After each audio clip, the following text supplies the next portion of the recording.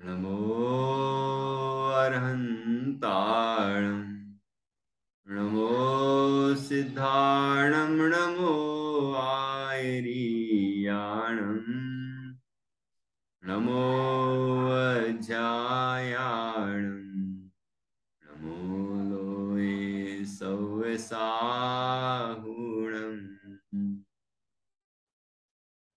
मङ्गलं भगवान् वीरो मङ्गलं गौतमो गणी मङ्गलं कुन्दकुन्दाद्यो जैनधर्मोऽस्तु मङ्गलम् सर्वमङ्गलमाङ्गल्यं सर्वकल्याणकारकं प्रधानं सर्वधर्माणां जैनं जयतु शासनम् जैनं जयतु शासनम्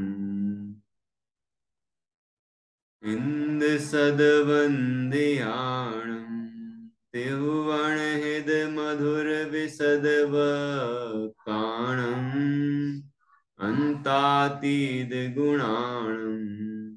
नमो जिणाणं जिदभवाणम् सहजानंद चैतन्य प्रकाशाय महीयसे नमो अनेकांत विश्रांत महिम्ने परमात्मने दुर्निवारणायानीक विरोध ध्वंसनौषधि सत्कार जीविता जिया जैनी सिद्धांत पद्धति स्वसंवेदन सिद्धाय जिनाय परमात्मने शुद्ध जीवास्तिकायाय नित्यानंद चिदे नमो।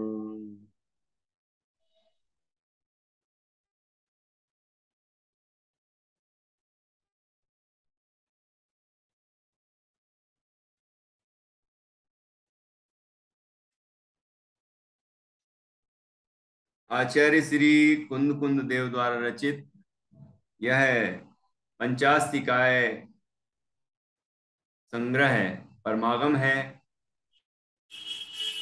इसका पहला अधिकार चल रहा है षड्द्रव्य पंचास्तिकाय वर्णन, और उसमें उद्गल द्रव्यास्तिकाय का विशेष वर्णन चल रहा है। उद्गल द्रव्यास्तिकाय का वर्णन आचार्य ने प्रारंभ किया तो चार बातें मुख्य रूप से बताई उद्गल की। उद्गल स्कंध रूप, स्कंध देश रूप, स्कंध प्रदेश रूप और परमाणु रूप होता है। इन चारों की परिभाषाएं बताई और उसके बाद फिर स्कंध के 6 प्रकार बताए, मुख्य 2 बादर और सूक्ष्म। उसके बाद इनके 6 प्रकार बनते हैं। बादर बादर बादर पहला, फिर बादर, बादर सूक्ष्म, सूक्ष्म बादर, सूक्ष्म और सूक्ष्म सूक्ष्म। इस तरह से 6 भेद बनते हैं, उनके उदाहरण गिनाए। और उसके बाद फिर आचार्य ने परमाणु का स्वरूप बताया, क्योंकि स्कंध, स्कंध देश और स्कंद प्रदेश सब स्कंध ही तो हैं, तो स्कंद के स्वरूप में वो सब आ गए। और अब परमाणु का स्वरूप बताया, तो परमाणु एक प्रदेशी होता है। विश्व के सभी स्कंधों का जो अंतिम भाग है, अंतिम अंश है, वह परमाणु है। और वो अविभागी है, वो शाश्वत है। और एक खास बात कही, वो अशब्द है, क्योंकि शब्द अनंत परमाणुओं के समुदाय रूप रूप स्कंध की पर्याय है। तो जो अनंत परमाणु रूप है, वह शब्द एक परमाणु के अंदर कैसे हो सकता है? इसलिए परमाणु अशब्द है। और फिर उसके बाद बहुत ही सुंदर चर्चा आई कि विश्व में जितने भी परमाणु हैं, सब परमाणुओं की जाति एक है। जाति का अर्थ स्वभाव, स्वरूप सबका एक सही है। सभी स्पर्श रस गंध वर्ण रूप हैं। तो चाहे वो कितने ही प्रकार के अलग अलग स्कंध रूप हों परमाणु, लेकिन उनका जो मूल स्वरूप है वह एक सा ही है। और वो परमाणु आज भाषा वर्गणा रूप हैं, कल कार्बन वर्गणा रूप भी हो सकते हैं, अगले अगले दिन या अगले समय वो और दूसरी वर्गणा रूप भी हो सकते हैं और स्कंद रूप हो सकते हैं। तो इस तरह से वह अनेक अनेक स्कंधों रूप अवस्था को धारण कर लेते हैं, ऐसी विचित्रता को धारण करते हैं। और परमाणु जो है वह अनंत गुण वाला है, उसमें स्पर्श है, रस है, गंध है, वर्ण है इत्यादि अनंत गुण है उसके अंदर। तो वो उसके जो गुण हैं वो भी एक प्रदेशी हैं, क्योंकि एक प्रदेशी द्रव्य है तो गुण भी एक प्रदेशी होंगे और पूरे द्रव्य में वो व्याप्त रहते हैं।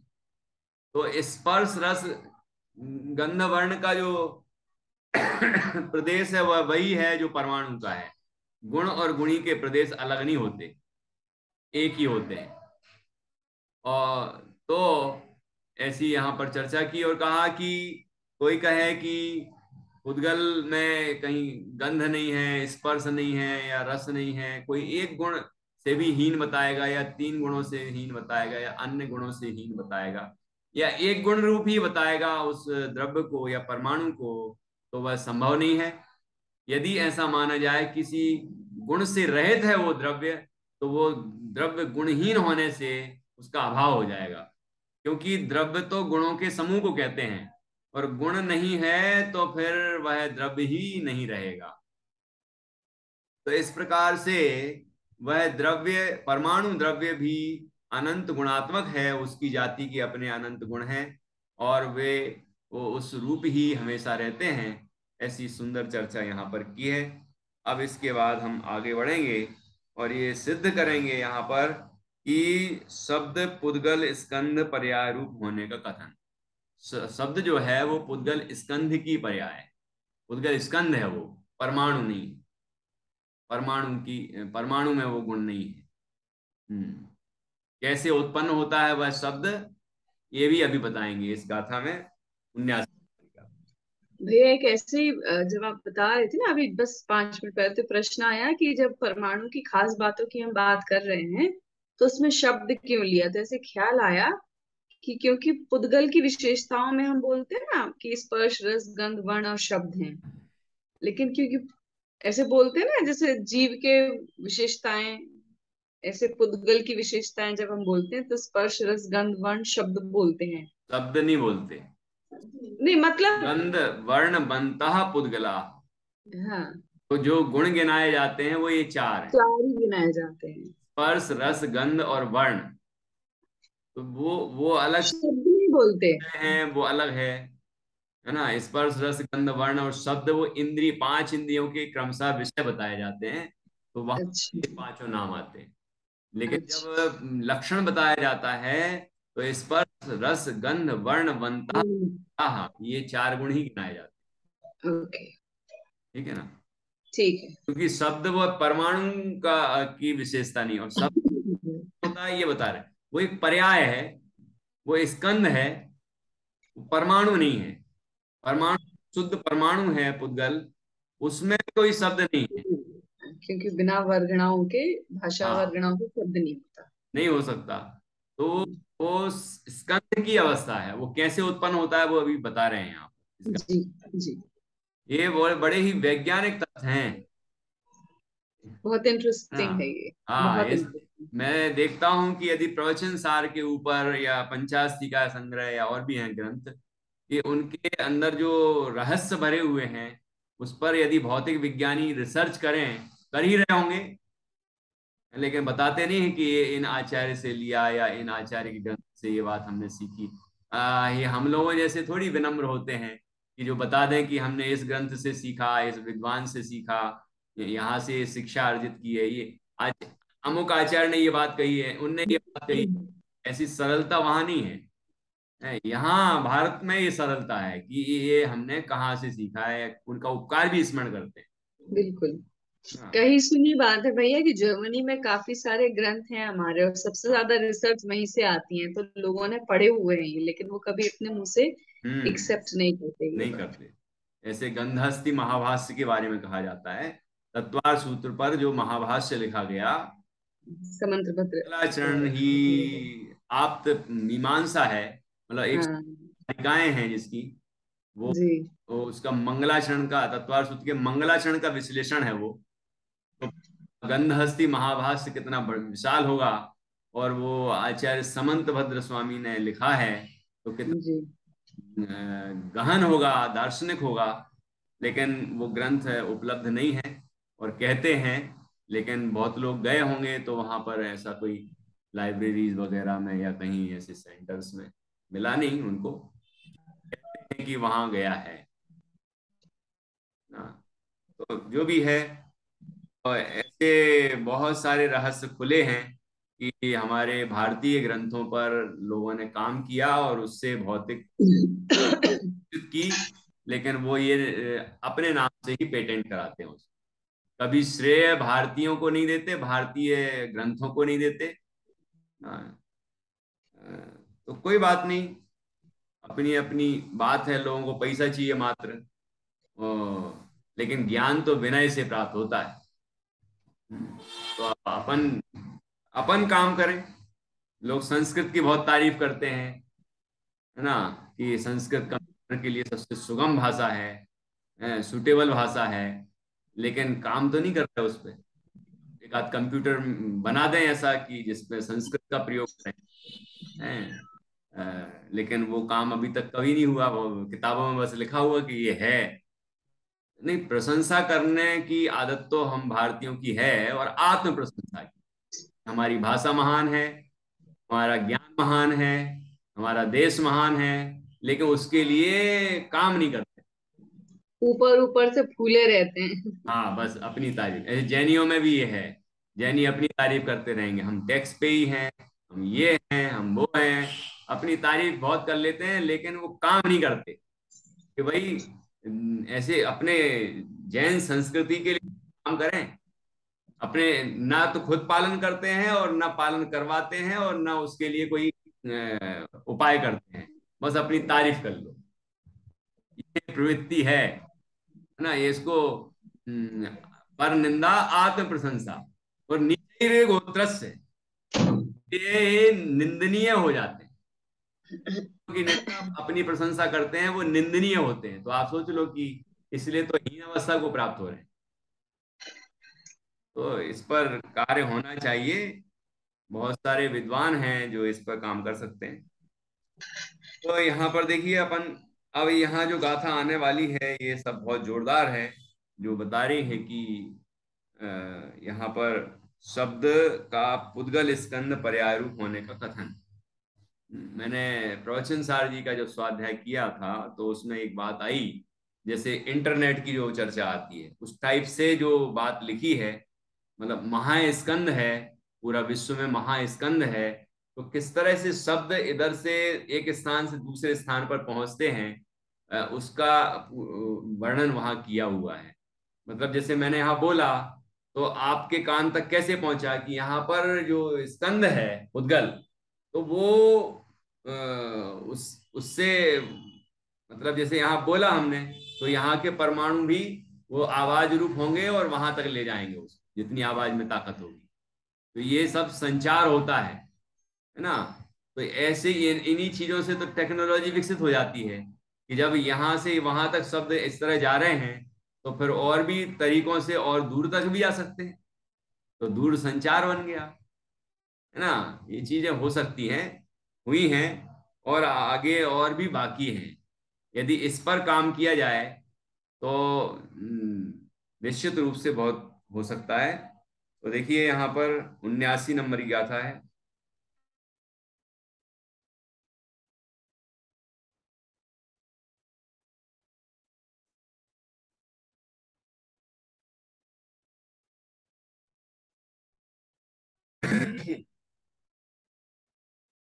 सद्दो खंदप भवो, सद्दो खंधप खंधप भवो, अंधो परमाणु संग संघादो, अंधो परमाणु संग संघादो, पुट्ठेषु तेषु जायति, पुट्ठेषु तेषु जायति, सद्यो उपाधिगो णियदो, सद्यो उपाधिगो णियदो।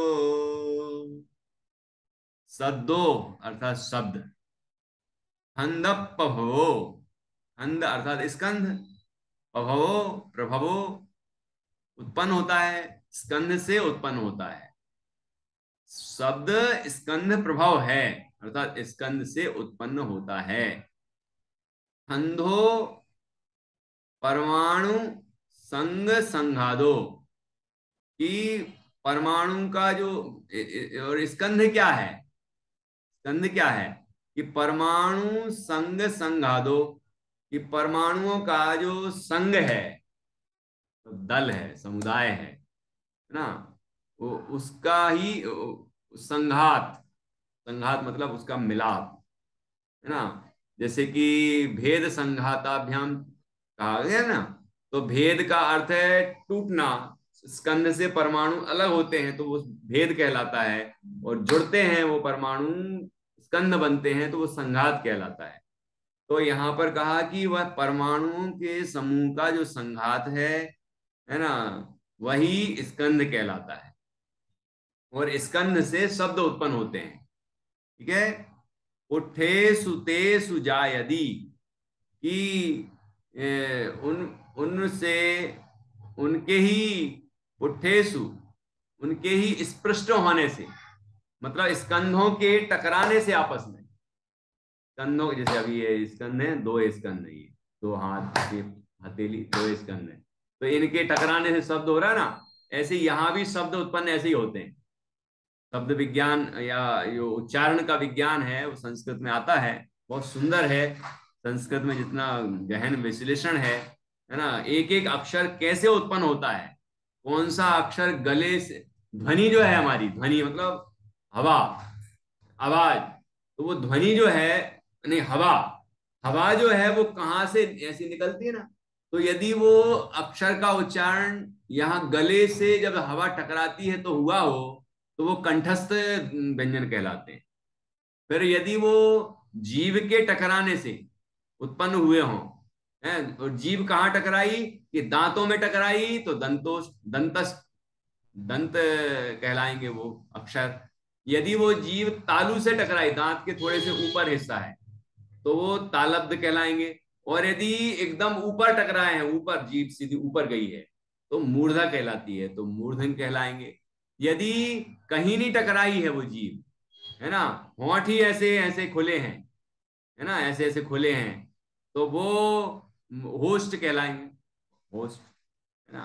और कुछ अंतस्थ होते हैं जो कहीं भी नहीं टकराते और उच्चारण होता है उनका, अंदर ही अंदर ऐसी जीभ हिलती है, तो ऐसा आप ऐसे है पूरा, है ना। तो ऐसे इनके स्कंधों के घर्षण से, आपस में टकराने से शब्दों का उच्चारण होता है ना। जैसे क ख ग घ बोल के देखना आप, तो कंठ से आवाज आएगी, कंठ से हवा जो है यहाँ कंठ से टकराएगी, क ख ग घ, है ना।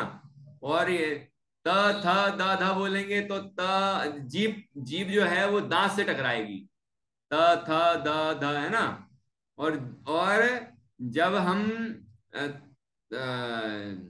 ट ठ ड ढ बोलते हैं तो जीभ जो है बिल्कुल ऊपर टकराती है, मूर्धन होते हैं वो।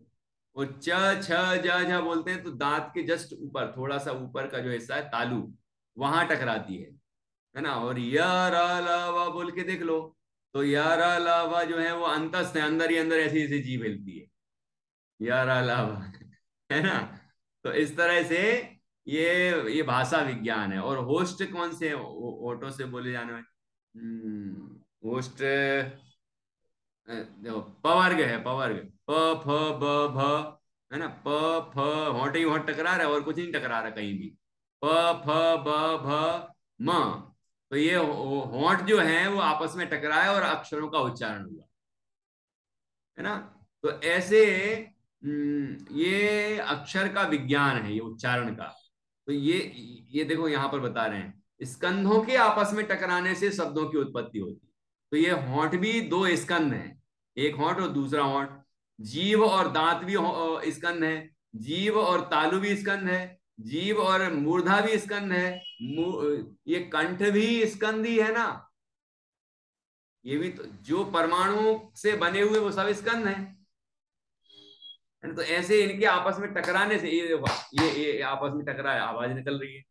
ऐसे बादल जब आपस में टकराते हैं तो बादल गरजते हैं, है ना। ऐसे ही हवा जब कभी अपने दरवाजे थोड़े से हल्की सी सांसर बोलते हैं ना, थोड़ी सी जगह हो हवा निकलने की, और वहां से तेज हवा आती है तो साए साए साए की आवाज आने लग जाती है। जंगलों में और बगीचों में और भी जगह पेड़ों में टकराती है तो आवाज आने लग जाती है। तो ये सब पुद्गल स्कंधों के आपस में घर्षण करने से आवाज की शब्दों की उत्पत्ति होती है ना। वो शब्द अक्षरात्मक भी होते हैं, अनक्षरात्मक भी होते हैं। अभी यहां देखिए कि सद्दो खंदप्प भवो, ये शब्द स्कंध से उत्पन्न होते हैं। और स्कंध परमाणु संग संघादो, कि परमाणुओं के जो दल है, समुदाय है, वह उसके मिलने से, है ना, वह स्कंध उत्पन्न होता है। दो या दो से अधिक परमाणु के मेल से स्कंध की उत्पत्ति होती है। और उन स्कंधों के पुट्ठेसु तेसु, कि उनमें आपस में पुट्ठ स्पर्श होने से, स्पर्श आपस में जब स्पर्श करते हैं, स्कंध टकराते हैं तो जायदी उत्पन्न होते हैं, उत्पन्न होता है शब्द। सद्दो उपादिगो नियदो, नियत रूप से वह शब्द इसी तरह से उत्पन्न होता है। ये देखिए शब्द उच्चारण का क्या विज्ञान है, यहाँ पर आचार्य कुंद कुंद स्वामी ने पंचाशिका संग्रह में स्पष्ट किया है।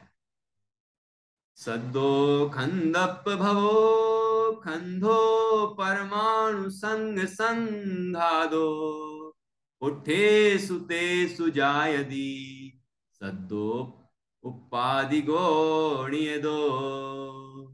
अन्वयार्थ। शब्द स्कंध जन्य है, शब्द स्कंध जन्य है। स्कंध परमाणु दल का संघात है, और वे स्कंध स्पर्शित होने से, टकराने से शब्द उत्पन्न होता है। इस प्रकार वह नियत रूप से उत्पाद्य है, उत्पाद्य है अर्थात उत्पन्न होने वाला है।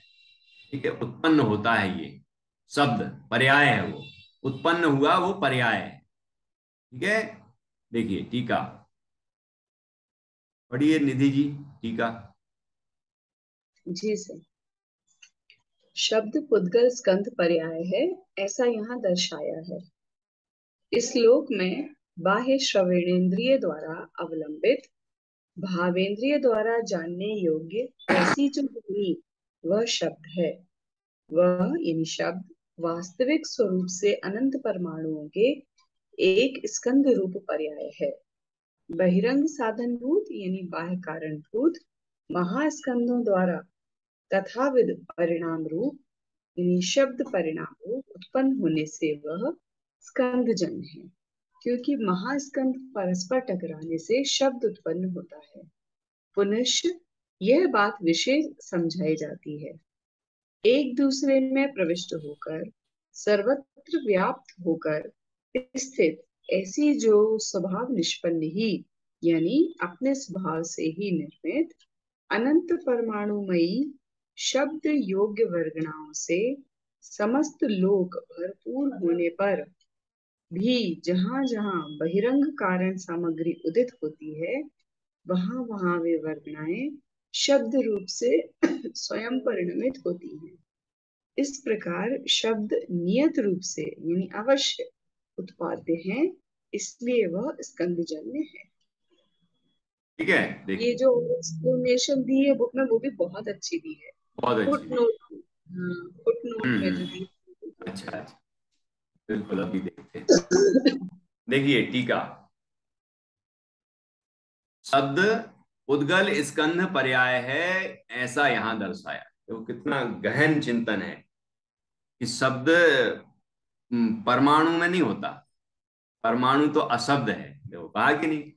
वो स्कंधजन्य है, स्कंद से उत्पन्न होता है। और स्कंद से कैसे उत्पन्न होता है वो पूरी विधि बताई है कि दो स्कंध आपस में टकराते हैं तो शब्द की उत्पत्ति होती है। ऐसे कोई स्कंद अपने आप ही शब्द रूप नहीं हो जाता, वो दो स्कंद जब टकराएंगे तब शब्द की उत्पत्ति होगी।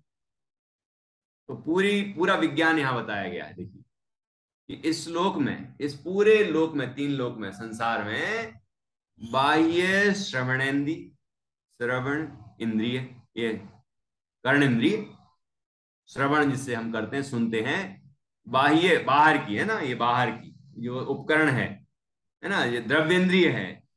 बाह्य श्रवणेन्द्रिय द्वारा अवलंबित निमित्त से, बाह्य श्रवणेन्द्रिय के निमित्त से, और भावेंद्रिय द्वारा जानने योग्य।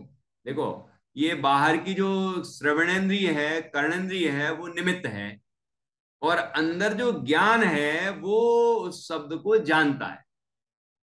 तो शब्द के लिए, जानने के लिए बाह्य में जो द्रव्येंद्रिय है वो निमित्त है ना, और जानने वाला ज्ञान है, वो भावेंद्रिय कहलाता है।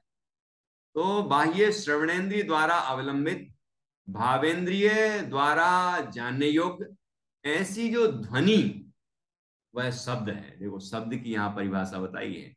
शब्द किसे कहते हैं? ऐसे तो शब्द की परिभाषा व्याकरण शास्त्र में है, वर्णों के सार्थक समूह को शब्द कहते हैं, है ना। तो वो बात तो यहाँ आई गई है। वो स्वतंत्र इकाई होती है, वो ध्वनि है। ध्वनि तो वैसे अक्षर को कहते हैं। शब्द, शब्द तो वर्णों का समूह है, अक्षरों का समूह वो शब्द है ना, अक्षरों का समूह वो शब्द है। तो अब यहां देखिए, अब जो अनेक ध्वनियों से मिला हुआ जो सार्थक समूह है ना, वो शब्द, वह जब उच्चारित होता है तो कैसे ग्रहण होता है कि ये द्रव्येंद्रिय जो है कर्णेंद्रिय, और अंदर में जो ज्ञान है भावेंद्रिय, उसके द्वारा वो जानने में आता है। देखिए श्लोक में बाह्य श्रवणेन्द्रिय द्वारा अवलंबित, भावेंद्रिय द्वारा जानने योग्य ऐसी जो ध्वनि, वह शब्द है। शब्द हो गई, शब्द की परिभाषा, परिभाषा दी है यहां। वह शब्द वास्तव में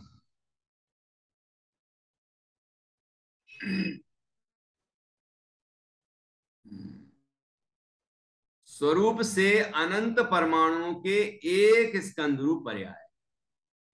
कितने परमाणुओं के?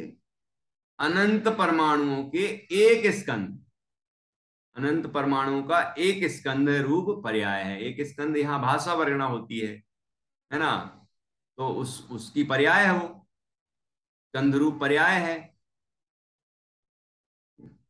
तो यहाँ पहले तो शब्द की परिभाषा दी है ना, वो व्याकरण में जो दी है वो अलग है ना। वहाँ वर्णों के सार्थक मेल को शब्द कहते हैं, वो अलग है। लेकिन यहाँ पर जो शब्द की परिभाषा दी है वो उतनी तो इसमें है ही, लेकिन इसमें कुछ विशेष है। विशेष क्या है कि वहां तो कहेंगे कान से सुनता है, लेकिन यहाँ कहेंगे कान तो द्रव्येंद्रिय है, बाह्य उपकरण है, बाह्य साधन है। वो ज्ञान से सुनता है, मतलब ज्ञान से जानता है उस शब्द को, ठीक है। और वह जो शब्द है वो वास्तव में स्वरूप से अनंत परमाणु के एक स्कंध रूप पर्याय है। अब देखो एक परमाणु अकेले से शब्द कैसे उत्पन्न होगा? वो तो अनंत परमाणु के स्कंध रूप, एक स्कंध रूप पर्याय है। बाह्य बहिरंग साधन भूत, अर्थात बाह्य कारण भूत, बाहर में क्या कारण बनता है उस शब्द के उत्पन्न होने का? यहाँ तो ये अंदर का यहाँ बता दिया अपना, इस तरह से हम जानते हैं। लेकिन उत्पत्ति कैसे होती है? देखो ये जानने की बात कही, अब उत्पन्न होने की बात भी कर रहे हैं कि बाह्य बहिरंग साधन भूत, बाह्य कारणभूत महास्कंधों द्वारा, जो अनंत अनंत परमाणुओं के स्कंद हैं वो सब महास्कंद, जिसको पहले सब चार चार पॉइंट में स्कंद, स्कंद देश, स्कंद प्रदेश और परमाणु में से जो पहला नंबर लिया था वो अनंत अनंत परमाणुओं का स्कंद, वो स्कंद लेना है। एक महास्कंद तो पूरे विश्व, मतलब तीन लोक प्रमाण है वो तो है ही, लेकिन और भी जितने हैं ना अनंत अनंत परमाणु के स्कंद में भी महास्कंद कहे जा रहे हैं।